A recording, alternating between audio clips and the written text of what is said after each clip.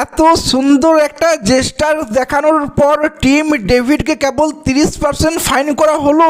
অন্যদিকে কাইল জেমিনসন যে তোমার বৈভব সূর্যবংশীর উইকেটটা নিয়ে মানে নিজের উইকেটটা নিয়ে সেলিব্রেশন করছিল, তার জন্য তাকে 60% ফাইন করা হয়েছিল, যেটুকু আমার মনে পড়ছে। ইভেন আমাদের হর্ষিত রানাকে তো ভাই ব্যান্ডেই করে দিয়েছিল। বিসিসিআই কি দেখে এইসব করে, কি দেখে এইসব ডিসিশন নেয় বুঝে উঠতে পারি না। যাই হোক, Punjab Kings back to back 4টে পরপর ম্যাচ হেরে গেল ভাই, 4টে ম্যাচ হেরে গেল।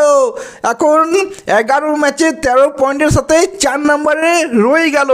এইবার পাঞ্জাব কিংস 14ই মেতে খেলবে মুম্বাই ইন্ডিয়ান্সের সাথে, 17ই মেতে খেলবে আরসিবির সাথে এবং শেষ ম্যাচটা খেলবে এলএসজির সাথে। ভাই এমআই আর আরসিবি এই দুজন যদি পাঞ্জাব কিংসকে হারিয়ে দেয়, পাঞ্জাব কিংস 15 পয়েন্টে শেষ করবে, সে আর কোয়ালিফাই করবে না, 100% শিওর হয়ে যাবে। কারণ ভাই আরসিবি এবং মুম্বাই ইন্ডিয়ান্স এলএসজিকে আমি যদিও ধরছি চলো ভাই পাঞ্জাব কিংস এলএসজিকে হারিয়ে দেবে, কিন্তু মুম্বাই ইন্ডিয়ান্স যতই খারাপ খেলুক ভাই, ওটা মুম্বাই ইন্ডিয়ান্স, ওটা রোহিত শর্মার দল, ওই দলে জসপ্রীত বুমরা আছে, ওই দলে হার্দিক পান্ডিয়া আছে, ওই দলে সূর্যকুমার যাদব আছে, তিলক বর্মা আছে, ট্রেন্ট বোল আছে, সেন্টনার আছে। ভাই ওটা যেমনই খেলুক ওটা মুম্বাই ইন্ডিয়ান্স। আর আরসিবি নিয়ে তো বললেই হবে না ভাই, বিরাট কোহলির আরসিবি, তাকে হারানোটা এতটা ইজি না। সো পাঞ্জাব কিংসের জন্য ভাই দুটো ম্যাচ জিততেই হবে ভাই, তবে 17 পয়েন্টই যাবে। না হলে যদি হেরে যায় এই তোমার আরসিবি মুম্বাইয়ের কাছে, তাহলে পাঞ্জাব কিংস গেল। এই পাঞ্জাব কিংস যে প্রথম 7টা ম্যাচ পর জিতেছিল এবং সবাইকে ট্রোল করছিল, আজ নেই হোগা ভাই। এই দেখে দিল্লি ক্যাপিটালসও আজকে ট্রোল করে দিল। যাই হোক, কেকেআর 4টে ম্যাচ জিতলে 17 পয়েন্ট, সিএসকে এবং রাজস্থান রয়্যালস তাদেরকেও 3টে ম্যাচে জিততে হবে, নাহলে তারাও 16 পয়েন্টে শেষ করবে। তো ভাই এই সিএসকে আর এই দুজনের জন্যই খুবই একটা ভালো চান্স আছে প্লে অফের যাওয়ার। তার থেকে বেশি আমি বলবো এখন তো আমার মনে হচ্ছে কেকেআর বেশি চান্স আছে, কারণ পরপর ম্যাচ জিতলে সে 17 পয়েন্টে চলে যাবে। 4টে ম্যাচে জিততে হবে, এটাই মেন কথা হচ্ছে। কেকেআর, সিএসকে আর এই 3টে টিমের মধ্যে যেই টিমেই নিজের সব ম্যাচে জিতবে সেই প্লে অফে চলে যাবে। এখনও চান্স আছে যাবার, এখনও বলতে ভালোই চান্স আছে প্লে অফে যাবার, যদি তারা সব ম্যাচে জিততে পারে এখান থেকে। তাহলে ইভেন ওপরে দেখো, আরসিবিকে দেখো, এসআরএইচকে দেখো, তুমি যাকেই দেখো ভাই, ওদেরকেও অ্যাটলিস্ট একটা ম্যাচ জিততেই হবে। অ্যাকচুয়ালি একটা না, দুটো ম্যাচ অ্যাটলিস্ট জিততেই হবে ভাই। পয়েন্ট টেবিলটা জমে গেছে, এখনো পর্যন্ত শিওর না কে প্লে অফে যাবে।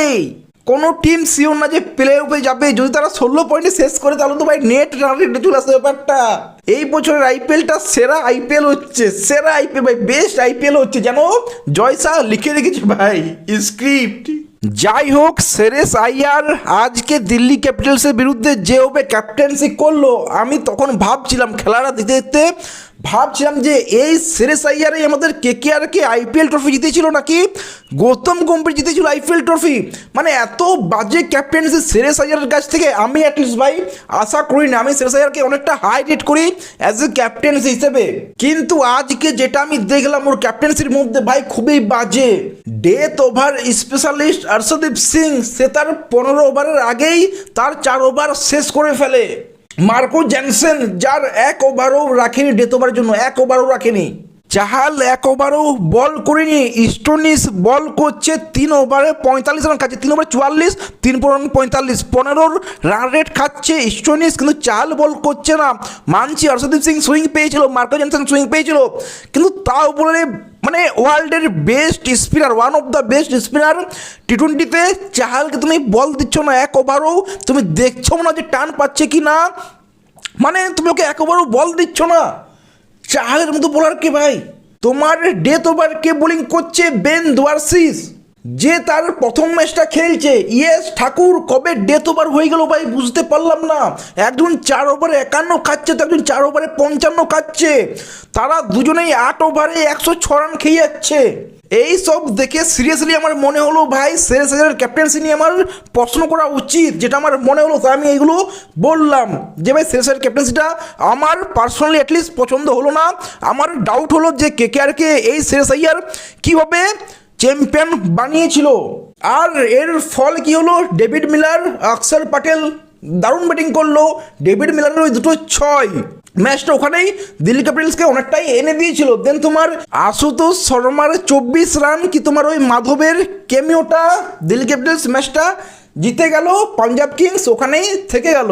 দেখো দিল্লি ক্যাপিটালস আর যাবে না, যাই হয়ে যাক যাবে না, খুবই কম চান্স আছে, মানে 0.11%ও চান্স নেই হয়তো দিল্লি ক্যাপিটালসের, কিন্তু বাকি প্রত্যেকটা টিমের এখনও চান্স আছে। আর শ্রেয়স ক্যাপ্টেন্সি নিয়ে আমার অ্যাটলিস্ট খুবই ডাউট হচ্ছে। এ নিয়ে আমি তোমাদের কাছ থেকে জানতে চাই যে শ্রেয়স ক্যাপ্টেন্সি নিয়ে তোমাদের মতামত কি, আমি সিরিয়াসলি জানতে চাই যে তোমরা এই নিয়ে কী বলবে। যারা এই ম্যাচটা দেখলে তাদেরকে জিজ্ঞেস করছি যে শ্রেয়স আইয়ারের ক্যাপ্টেন্সি নিয়ে তোমরা কি বলবে, কমেন্টে জানিও। ভিডিও ভালো লাগলে লাইক শেয়ার সাবস্ক্রাইব করে দিও। দেখা হচ্ছে পরের ভিডিওতে, টেক কেয়ার, সি ইউ।